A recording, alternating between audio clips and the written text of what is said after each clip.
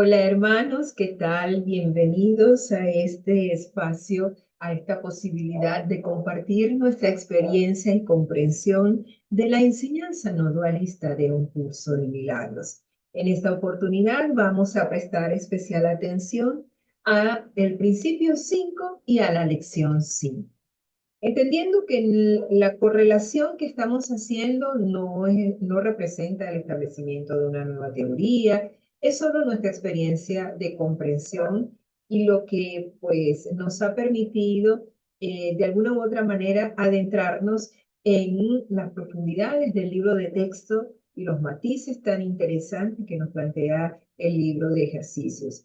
Recordemos, como se nos dice claramente en la introducción al libro de ejercicios, pues que esta práctica, estos ejercicios prácticos necesitan de un soporte teórico, que es lo que provee el libro de texto. Interesante recordar que cuando se da el dictado, ¿verdad? A la escriba Helen Schuckman, primero Jesús dictó el libro de texto. Y una vez concluido, vino entonces el dictado del libro de ejercicios. Si nosotros vemos esto como una pauta de lo que tendría que ser el ideal de trabajo, entonces podría ser que tendríamos que dar inicio primero por todo lo que es el componente teórico, el libro de texto, y luego ir a la práctica a través de las lecciones del libro de ejercicio. Lo interesante de todo esto es que finalmente el libro está hecho y tiene toda una estructura tan completa que podemos pasar 4, 5, 6, 8, 9, 10 años viendo las mismas lecciones y siempre vamos a encontrar cosas que antes no podíamos haber visto. No pudimos haber visto porque no habíamos comprendido e integrado no solo los aspectos teóricos, sino que lo que son esos elementos teóricos sustanciales en el libro no habían formado parte de nuestro interior.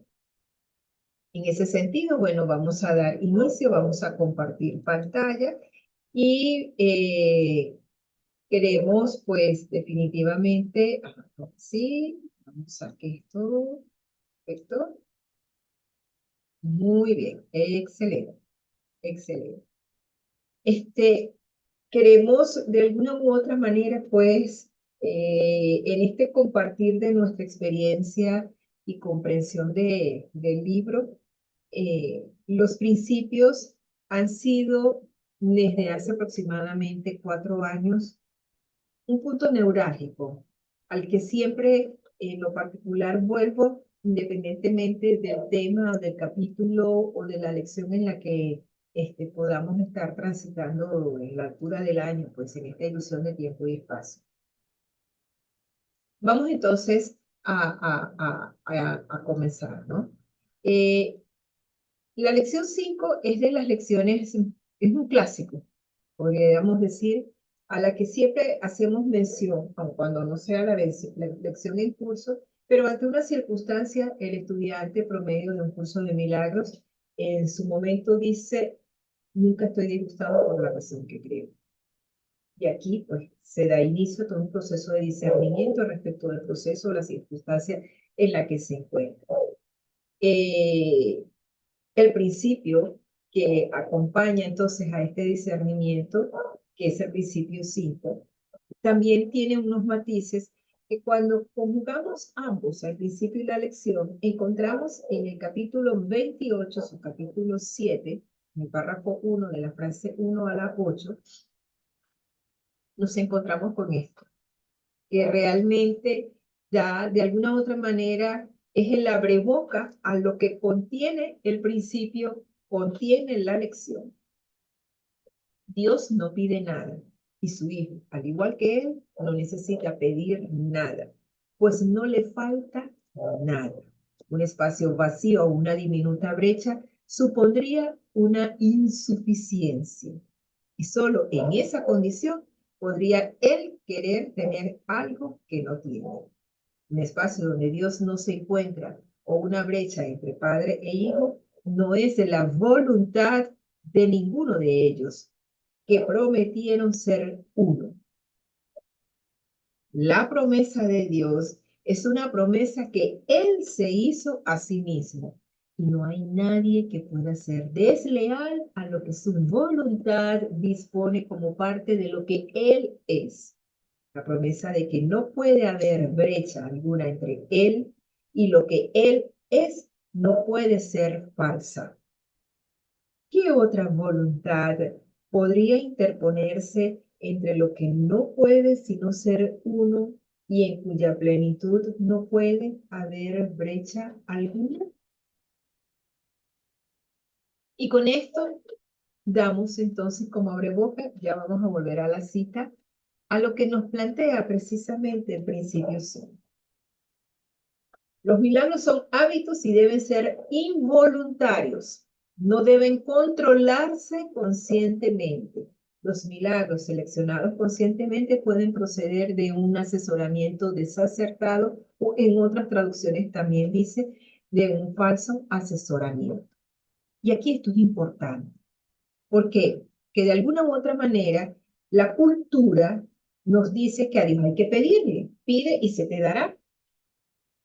Se nos plantea, por ejemplo, la idea de la ley de la manifestación y hay que pedir, porque si no pides, pues ¿qué puede saber el universo qué es lo que exactamente tú quieres? Evidentemente, no lo estamos criticando con la finalidad de alguna manera, desacreditar esto.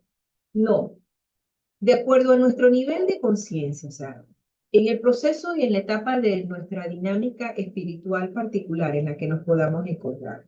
En el no dualismo puro que representa un curso de milagros, no hay nada que pedir a Dios, porque la completud estamos absolutamente completos. Es que somos uno con el Padre y en esa unidad no falta nada, tampoco sobra nada. No hay necesidad de acudir a Él para poder obtener cosas en el plano material. Entender que las leyes que rigen el plano material, que se insertan a partir del momento en que fluye, surge la alfombra del tiempo, evidentemente es una idea en que si hay tiempo, por supuesto que tienen que haber manifestaciones más densas o menos densas, pero se tienen que dar.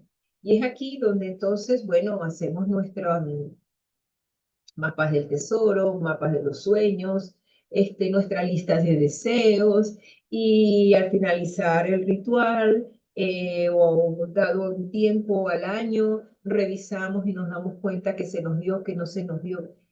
Yo pasé por esa etapa. Yo también fui turista espiritual de estar aquí, estar allá, hasta que entre Vipassana y un curso de milagros comencé a encontrar centro y sentido. Pero en esa etapa de estar buscando, por supuesto, que en la confusión de niveles y asumir que Dios, ¿verdad? El Dios egoico es un Dios que tiene que proveer cosas materiales. Obviamente que eso puede contaminar puede contaminar nuestra mente y podemos nosotros pretender controlar los milagros.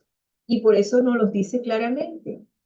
Pues los milagros son naturales, pero si queremos controlarlos, eso puede provenir de un falso asesoramiento, es decir, de una confusión de niveles. El milagro o la corrección de la percepción se da en la mente, que tal vez tenga alguna expresión en el plano, en el mundo de las formas, pueda que sí, pueda que no, como diría Ixarosuro, pueda que sí, pueda que no, pero eso no es objetivo para un curso de milagros. Esta enseñanza del no dualismo puro nos dice simplemente esto. Dios no pide nada. Dios no nos está pidiendo sacrificio, ni nos está pidiendo que le hagamos una lista de deseos. Y su hijo, al igual que él, no necesita pedir nada, pues no le falta nada. Un espacio vacío o una diminuta brecha supondría una insuficiencia. De manera tal que todas estas acciones que vinculan, por ejemplo, con la petición a Dios por la paz del mundo, por el cese al fuego, tienen muy buena intención, pero van dirigidas a ese Dios egoísta. Y tú podrías decir, sí, pero es que todo lo que sucede es por voluntad del Padre. Sí, por voluntad del Padre. No es la voluntad del Padre, es que su hijo despierte del sueño, donde parece estar. Esa es la verdadera voluntad del Padre. La voluntad del Padre no es que haya un cese al fuego, porque mientras nosotros tengamos la percepción de que es necesario un cese al fuego para que haya paz, seguimos dejando la paz en el terreno entonces de los cuerpos. La idea de la unidad en el terreno de los cuerpos y no de la mente. Porque puede que haya un cese al fuego, pero ¿cuántas mentes están contaminadas de resentimiento por las heridas, por las torturas, o simplemente por el hecho de que se haya dado ese momento, esa experiencia bélica? Eso es importante tenerlo en cuenta. Entonces, a este Dios que le estamos pidiendo por la paz del mundo, por la libertad, que le pedimos, no es que no pueda operar, obvio que opera y obvio que existe. En el mundo de las formas, ese Dios egoico necesita evolucionar y por eso, de alguna manera, se crean las condiciones para la evolución. Pero el Dios verdadero, el Dios real, auténtico, esencia absoluta, el creador verdadero, cuyo hijo es su pensamiento, es la extensión de sí mismo, es inmutable. Aquí es importante poder comprender el sentido de la inmutabilidad, es decir, no muta, no cambia, no tiene necesidad, porque aquello que tiene necesidad del cambio está regido por las leyes del tiempo. Y es aquí entonces donde volvemos al punto que si nosotros queremos controlar el que un milagro sea algo en específico, nosotros estamos imponiendo las leyes del tiempo, las leyes egoicas, pretendemos imponer las leyes egoicas simplemente a las pautas del cielo. Y las pautas del cielo es la eternidad, la infinitud, la inmutabilidad. ¿Okay? Entonces, cuando esto lo tenemos claro, podemos comprender que nunca estamos disgustados por la razón que creemos. Y esta es la lección, sí. ¿Y por qué nos llega la ira? ¿Por qué experienciamos ira? Bueno, no importa de la manera como la ira se expresa, en cualquiera de sus formas, y esta parte la tomamos precisamente, es una cita que está en el párrafo 1 de las frases 3 a 6 de la lección 5, donde nos dice que el disgusto puede manifestarse en forma de miedo, preocupación, depresión, ansiedad, ira, odio, celos o un sinnúmero de otras formas, y cada una de ellas se percibirá como diferente de las demás, mas no es cierto que sean diferentes. Sin embargo, hasta que aprendas que la forma no importa, cada una de ellas constituirá materia apropiada para los ejercicios de hoy.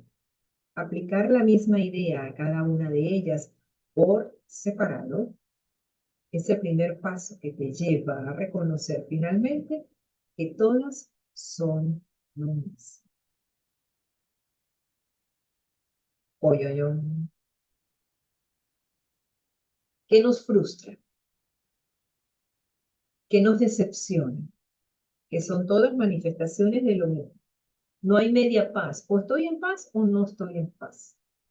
Pero no hay media paz, media ira, media rabia, media alegría. O lo estamos o no lo estamos. En esto es total y absolutamente radical. ¿Qué nos causa la ira? El pretender controlar, entre otras cosas, los milagros. Entonces, un ejemplo de esto podría ser, por ejemplo,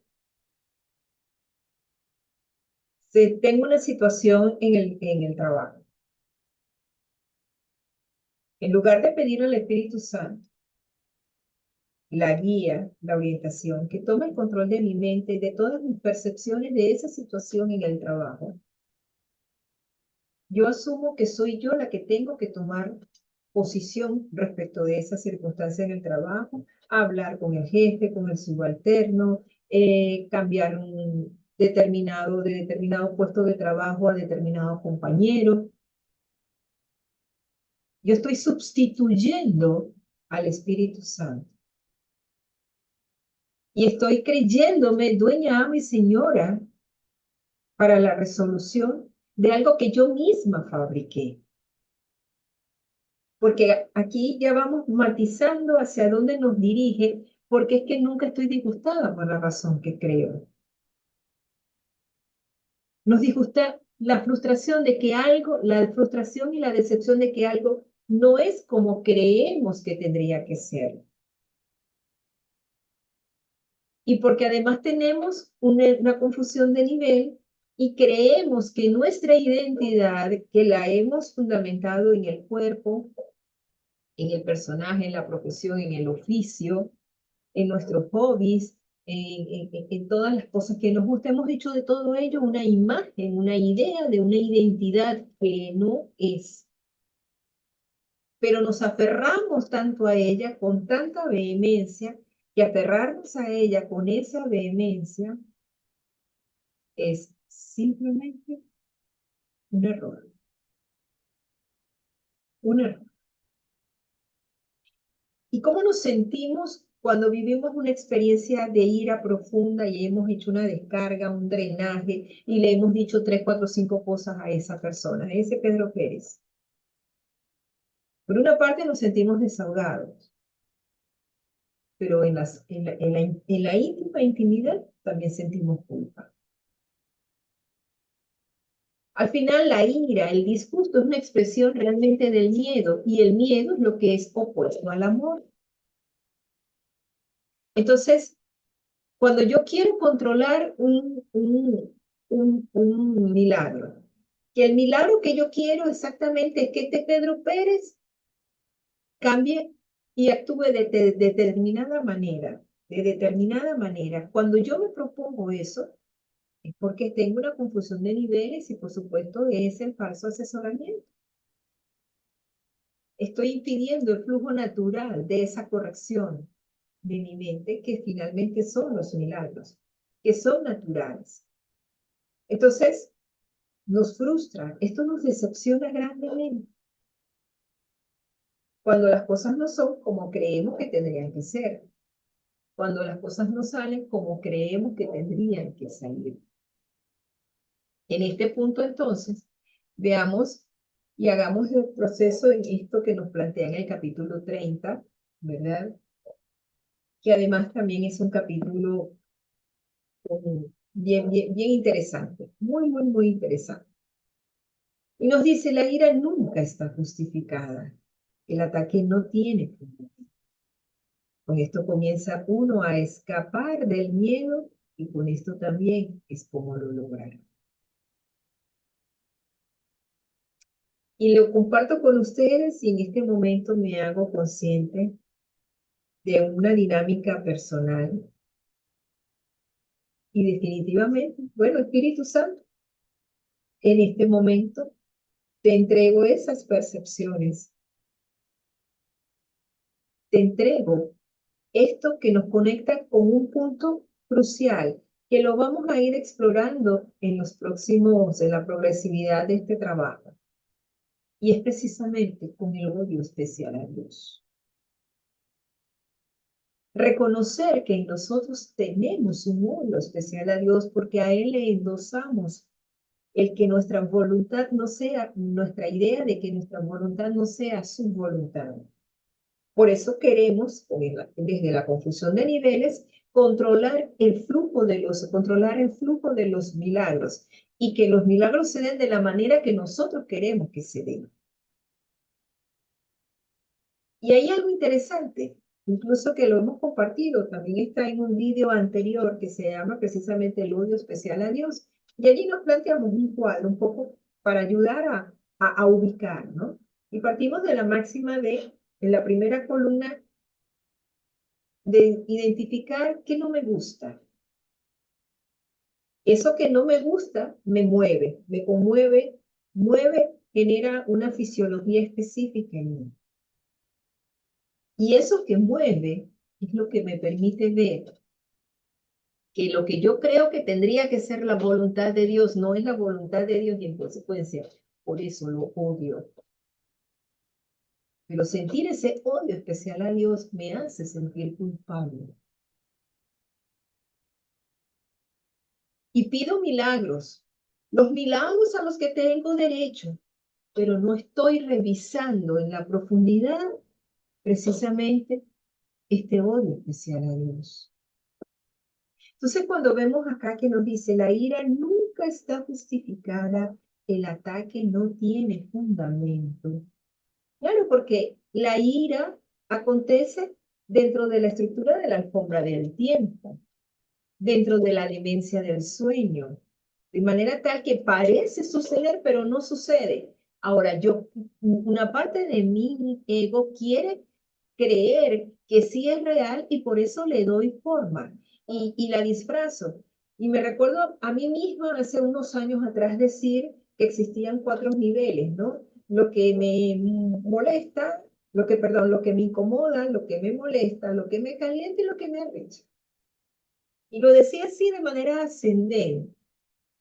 Y es aquí donde entonces la contundencia de lo que se nos dice en la lección 5, precisamente, cuando en la instrucción de la aplicación de la idea se nos dice, no hay disgustos pequeños, todos perturban mi paz mental por igual. Y cuando esto, de hace ya unos 5 años atrás, yo comprendí que no hay disgustos pequeños, que todos perturban mi paz, al final si no estoy en paz, estoy en miedo. Y el miedo expresándose a través precisamente de la ira. Ella no tiene grados ni tiene niveles. Simplemente es ira y perturba mi paz. En este punto, entonces, vemos algo que continúa en este párrafo que nos dice, con esto se intercambian los sueños de terror por el mundo real. Pues es en esto donde yace el perdón, lo cual es tan solo natural. Los milagros son naturales, como nos los dice al principio, sí. Cuando no sucede es porque nosotros tenemos una confusión de niveles. Pero para que los milagros puedan ser, que son naturales, pero para que fluyan de manera natural en nuestra experiencia en particular, ¿qué necesitamos? A ver, ¿qué necesitamos? Nuestra disposición al perdón y a perdonarlo todo, todito, todo.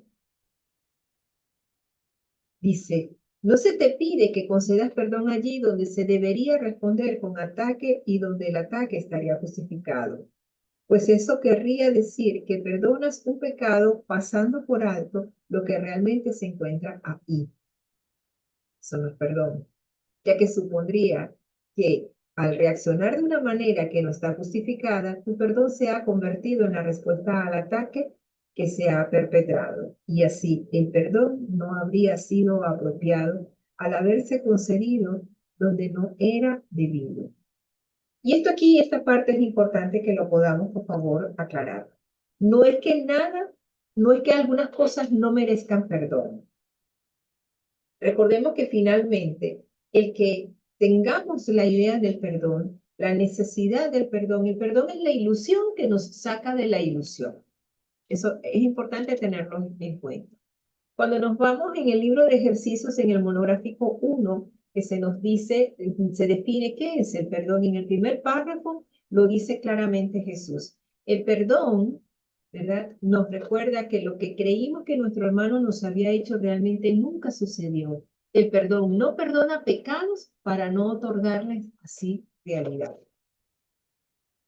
Entonces, en el nivel espíritu, el Hijo de Dios, la extensión de su amor, su pensamiento, pues es tal como el Padre, también es espíritu. A esa extensión del amor le decimos el Cristo, que es perfecto y es completo. ¿Sí? Bien, eso no ha cambiado. Y nada de lo que pase en el mundo de la forma puede alterar esa condición, ese estado natural del Hijo de Dios. Hijo de Dios con H mayúscula. Bien. En el mundo de las formas, es importante discernir. No es que yo no vaya a perdonarlo todo, todito, todo. Es que no puedo usar el perdón como un escudo de buenismo, lo cual también me permite esconder una capa de especialismo que a su vez es la respuesta a mi odio especial hacia Dios, porque estoy en la demanda de que yo quiero que la voluntad de Dios sea lo que es mi voluntad. Esta parte es vital que la podamos comprender, porque de lo contrario podríamos confundirnos cuando aquí se nos dice claramente, pues eso querría decir que perdonas un pecado pasando por alto lo que realmente se encuentra ahí. Eso no es perdón. Al final, el mundo en el que vivo es el mundo que yo fabriqué. El mundo en el que vives es el mundo que tú fabricaste. Y lo que parece es que somos otros cuerpos, otras personas, otros hermanos en los confines del planeta Tierra y no son sino réplicas de testigos de nuestra idea que tenemos y que simplemente los vemos allí proyectados en esa pantalla de cine, de la que se hace tanto mención en la manera en cómo Kenneth Wapnick aborda el tema de la proyección y que ya hemos hecho mención, incluso hasta hemos colocado imágenes y vídeos de eh, eh, este, monitores de cine. ¿Okay? Entonces, esto es importante a tenerlo en cuenta porque podría darse esta situación, una situación extrema. Voy en la calle en mi vehículo y se atraviesan un grupo de motorizados. Estos motorizados me agreden y en el momento que estoy viviendo la experiencia, evidentemente, de acuerdo a mi nivel de entrenamiento mental, puedo recordar que esto es un sueño.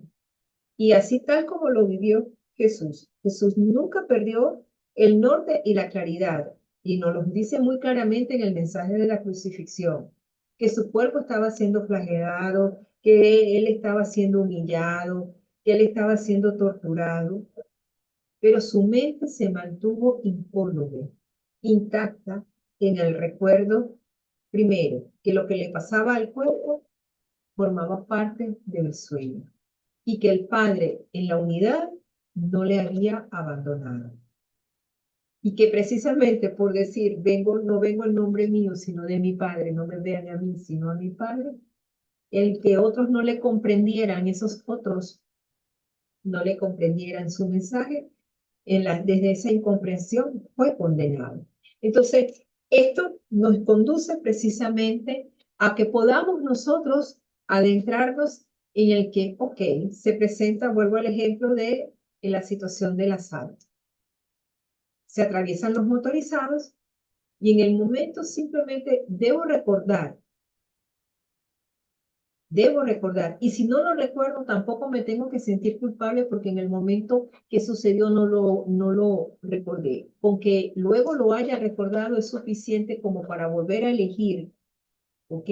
Como para volver a elegir y que esa elección me permita la acción del Espíritu Santo en mi mente. ¿Por qué? Porque los milagros ocurren de manera natural, que no es algo que yo deba controlar. Entonces, se presentan las circunstancias, se atraviesan los hermanos motorizados, ¿verdad? Irrumpen, fastidian en el vidrio, debo bajar el vidrio, me dicen, bájate en esta escena tentativa, ¿verdad? Y lo que debo tener presente es que eso forma parte del sueño. Es una escena tentativa, algunas personas lo han vivido, yo no lo he vivido en ese punto de una escena de robo, pero sí he vivido circunstancias, como muy probablemente todos, que me ha dado mucha fuerza, una fortaleza importantísimo tener en cuenta que independientemente de lo que estuviera sucediendo, ese hermano, esa hermana es Cristo. Por lo menos en lo particular, a mí me ha funcionado.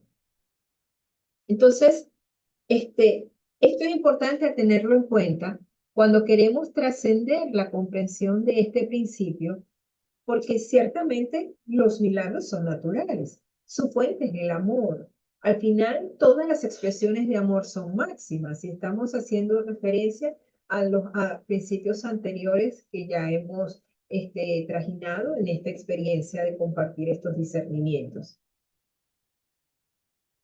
Este principio nos dice que los milagros tienen que ocurrir de manera natural y que cuando no ocurren es porque simplemente estamos siendo, estamos en una confusión de niveles. Fíjense bien, en este segundo párrafo se nos dice el perdón está siempre justificado. Sus cimientos son sólidos. No perdonas lo imperdonable ni pasas por alto un ataque real que merece castigo. La salvación no reside en que a uno le pidan responder de una manera antinatural que no concuerda con lo que es en real. En lugar de ello, la salvación solo te pide que respondas adecuadamente a lo que no es real. Y allí está la gran clave. Volvemos a la escena extrema del atraco de los motorizados en el vehículo. Es recordar que esto forma parte del sueño. El Espíritu Santo hazte caer. No poner resistencia y simplemente fluir. Simplemente fluir con la experiencia. Llevado a la práctica, no siempre es tan fácil, pero les garantizo que de tanto dar agua al cántaro hasta que revienta, es decir, de tanto trajinar con nuestras lecciones, de tanto ponerle corazón al estudio, pues evidentemente eso nos permite efectivamente poder ir integrando. Se nos dice, si el perdón no estuviera justificado, se te estaría pidiendo que sacrificaras tus derechos cuando devuelves perdón por ataque. Más, se te pide simplemente que consideres el perdón como la respuesta natural ante cualquier aflicción basada en un error que, por ende, no es más que una petición de ayuda. Y aquí, pues, se nos matiza un punto bien interesante que forma parte de la estructura de un curso de milagros. Solo existen dos tipos de personas o hermanos, o dos maneras en las que una es una petición de ayuda, se está en una petición de amor, y otra se está en una postura de solo dar amor. Los hermanos que en su moto, que se atraviesan, que agreden, que si es justo o no, ellos simplemente están en una petición de amor. Que la acción en sí no es una petición de amor, pero en sus mentes hay tal necesidad de amor que distorsionan esta idea de amor y deseo de unidad, lo distorsionan a través del uso de la violencia, de la agresividad y de prácticas humanas como esto. El hurto, el robo, el consumo de estupefacientes, X, lo que fuere. Cuando se nos dice entonces, si el perdón no estuviera justificado, se te estaría pidiendo que sacrificaras tus derechos cuando devuelves perdón por ataque. Es decir, en el momento de la circunstancia, lo único que hay que tener presente entonces es esto. Nada real puede ser amenazado, nada irreal existe. Esto no es real. Esto no es real. Esto no es real. Dice al final, en la última frase, el perdón es la única respuesta cuerda, pues impide que tus derechos sean sacrificados. Y aquí esto es bien interesante, el que podamos considerar el hecho de que efectivamente el perdón, ¿verdad? Esta disposición de perdonarlo todo, todito, todo, que es nuestra única función real acá. nos permite poder discernir. En un evento, en el nivel de la forma, estoy en una circunstancia X. Lo primero que debo recordar es que en el nivel, todo lo que sucede en el nivel de la forma pertenece a la dimensión del sueño, de manera tal que es un sueño. En algún punto yo lo fabriqué, aunque en este momento no sea consciente de en qué momento lo fabriqué, pero asumo que para algo yo fabriqué esta circunstancia. Y ese para algo me hace responsable y me permite entonces ir a observar mis pensamientos, a propósito de lo que veíamos en la lección número 4, ¿verdad? Observar mis pensamientos y en esa observación de mis pensamientos elijo seguir solo la voz del Espíritu, que además Dios dispone su voz de manera clara y diáfana, se nos dice en el principio 4. Luego vemos que se nos dice, este entendimiento es el único cambio que le permite al mundo real alzarse para ocupar el lugar de los sueños de terror. Pero un sueño de terror es creer que tenemos necesidad, que estamos carentes de algo, que algo nos falta. Y esa idea de creer que algo nos falta nos causa mucha ira. Entonces nunca estoy disgustado por la razón que creo, porque realmente lo que me disgusta no es que algo no se haya dado, algo no se haya hecho, que fulanito no haya llegado, que Pedro Pérez haya dicho o hecho. Realmente me disgusta no saber quién soy o creer que no sé quién soy. Porque además, hurgar eso dentro de mí significa despojarme de lo que hasta ahora he creído que es. Interesante, ¿verdad? Bien. El miedo no puede surgir a menos que se justifique el ataque. Si éste tuviera una base real, el perdón no tendría base alguna. El mundo real se alza cuando percibes que aquello en lo que el perdón se basa es completamente real y está plenamente justificado. Mientras creas que el perdón es un regalo inmerecido, no podrás sino reforzar la culpa que quieres perdonar. El perdón no está justificado. El perdón que no está justificado es un ataque. Esta parte es interesante que podamos precisar lo siguiente. El perdón que no está justificado es un ataque. ¿Por qué? Porque nosotros podemos asumir la postura de que como hay que perdonarlo todo, todito, todo, se presenta una situación y sin discernirla, simplemente yo esto lo perdono. ¡Ey! Ya va. No es que no lo vayas a perdonar, que necesitas discernir. Porque si no, hay esa rendición, ese hecho de asumir la responsabilidad de que en algún momento lo fabriqué y ahora se me está mostrando. Sin que yo pueda hacer esta toma de conciencia de lo que me mueve, de este odio especial a Dios y el nivel de la culpa, no puedo entregar de manera definitiva al Espíritu Santo, porque sé que la corrección del Espíritu Santo va a ser la de desmembrar el significado que le he dado, el valor que le he dado y la importancia que le he dado a eso. Y esa reinterpretación me va a conducir a atisbar una nueva identidad. Entonces, esto es importante tenerlo en cuenta. El mundo real se alcanza cuando percibes que aquello en lo que el perdón se basa es completamente real y está plenamente justificado. Mientras creas que el perdón es un regalo inmerecido, no podrás sino reforzar la culpa que quieres perdonar. El perdón que no está justificado es un ataque. Y eso es todo lo que el mundo puede jamás ofrecer. Puede que algunas veces perdone a los pecadores, entre comillas, pero sigue siendo consciente de que han pecado, de modo que no se merecen el perdón que les concedes. Una alarma por aquí que sonó. ¿Esto qué quiere decir? Básicamente, Se nos dice, puede que algunas veces perdones, entre comillas, los pecadores. Si yo estoy perdonando una circunstancia con un hermano X y yo lo califico de pecador, yo no estoy perdonando. Así de simple, no estoy perdonando. Pero recordemos que los milagros suceden de manera natural. Si yo pretendo controlar y en la confusión de niveles, yo califico a mi hermano de pecador, no estoy viendo errores, sino pecado, y lo estoy juzgando, yo no estoy perdonando, aun cuando yo esté usando un discurso de perdón.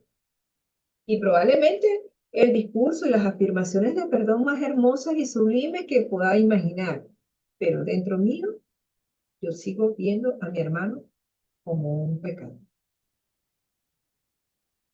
Este es el falso perdón del que el mundo se vale para mantener viva la sensación de pecado. Y puesto que se considera que Dios es justo, parece imposible que su perdón pueda ser verdadero. Y esto es así. Porque si partimos de la premisa que Pedro Pérez es pecador, yo estoy viendo pecados en Pedro Pérez, no estoy viendo errores, yo quiero controlar el flujo de los milagros. Porque además yo estoy partiendo de la premisa que mi hermano es un pecador. Pero yo estoy pidiendo el milagro al cual yo tengo derecho. Yo estoy queriendo controlar que el milagro sea el que se exalce, ¿verdad? Mi especialismo, porque mi hermano es un pecador.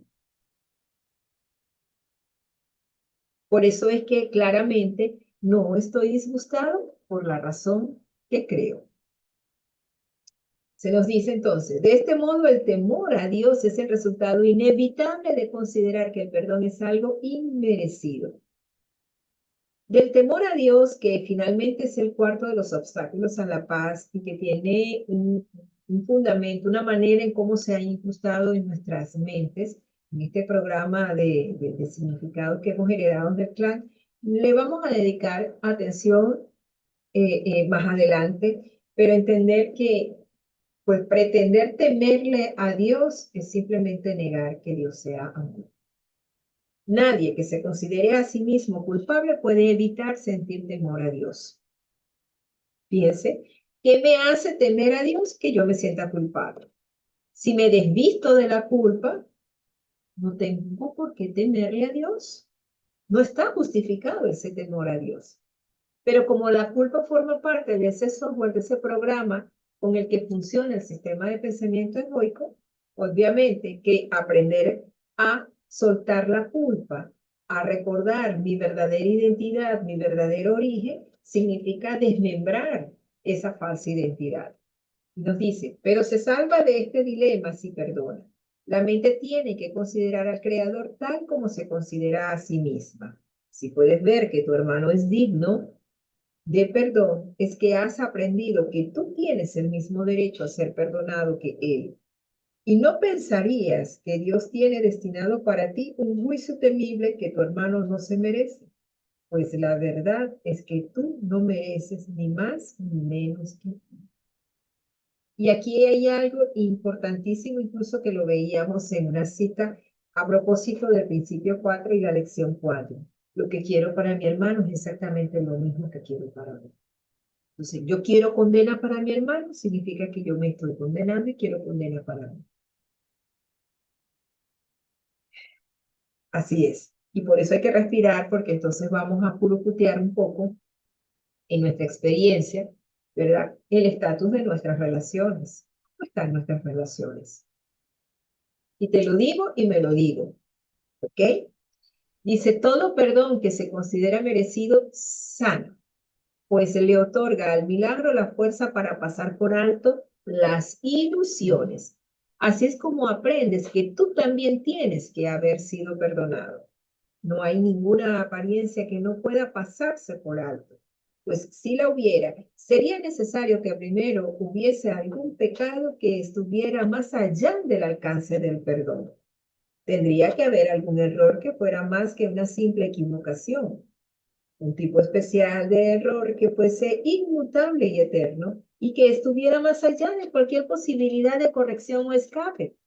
tendría que haber un error capaz de deshacer la creación y de construir un mundo que pudiera reemplazarla y destruir la voluntad de Dios. Solo si esto fuera posible, podría haber algunas apariencias capaces de ser inmunes al milagro y de no ser sanadas por él. Interesante, ¿verdad? Todo perdón que se considera merecido. Vamos, vamos a sentir que merecemos el perdón, ¿verdad? Y que en el merecimiento del perdón es exactamente lo que nos permite poder entonces, un poco esta imagen de la película esta que, intensamente, ¿no? Donde se afloran todas las emociones. Pero me interesó mucho este vídeo tan breve porque al final el chico se hace un selfie y se los comparte a las emociones, porque él va a una experiencia. Y para poder ir a esa experiencia, él va lleno de confianza, de fe, y está dispuesto simplemente a dar un paso contundente en su proceso de vida. Y esto es lo que nos invita precisamente la siguiente frase, y ya con esto vamos cerrando, ¿no? Dice, el Hijo de Dios es perfecto, ya que de otro modo no podría ser el Hijo de Dios. No podrás conocer, y no lo podrás conocer mientras creas que no merece librarse de todas las consecuencias y manifestaciones de la culpa. De la única forma que debes pensar acerca de él, si quieres conocer la verdad acerca de ti mismo, es así. Te doy gracias, Padre, por tu perfecto Hijo, pues en su gloria veré la mía propia. Los milagros son naturales. Pretender controlarlos para que sean de una manera específica es una expresión, es una manera de manifestar confusión de niveles. Entendamos que el milagro acontece en la mente. Entendamos que el perdón sucede realmente cuando nosotros unimos nuestra mente, olvidamos deliberadamente la demencia del sueño para recordar que con quien realmente estamos, hemos estado y estaremos por siempre jamás, es junto al Padre. Y que en ese estado todo es perfecto y completo. Y que en esta dinámica se nos está llevando precisamente a que podamos ir a este nivel de identidad, este nivel de nuestra identidad en el que efectivamente somos tal como Dios nos creó.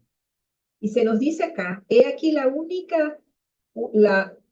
jubilosa afirmación de que no hay ninguna forma de mal que pueda prevalecer sobre la voluntad de Dios. El feliz reconocimiento de que la culpa no ha triunfado porque tú hayas deseado que las ilusiones fuesen reales. ¿Qué es esto sino una simple afirmación de la verdad? ¿Qué impide el flujo natural de los milagros en ti? Esto sería de verdad bien interesante que te lo puedas plantear. ¿Qué impide el flujo natural de la verdad en ti? ¿Qué impide el flujo natural de los milagros en ti? La idea que tenemos de estar separados. Finalmente, nunca estoy disgustado por la razón que creo, porque lo que realmente es el origen de ese disgusto es la falsa creencia de que lo que pareció suceder, yo crea que sea real. Y precisamente, es la idea precisamente de estar separados. Espero que hayan podido haber disfrutado tanto como yo de la experiencia de esta exploración de este principio 5 y de esta lección 5. Realmente se presta para más, pero nos hemos hecho el propósito de que nuestros trabajos puedan ser de menos de una hora, ¿verdad? Y que si ustedes decidan prefieran que volvamos a esto, pues lo hacemos en una segunda entrega con todo gusto. Así que bueno, a suscribirse, cliquear, compartir y tener en cuenta que estamos aquí únicamente para ser útil al espíritu. Muchísimas gracias por todo.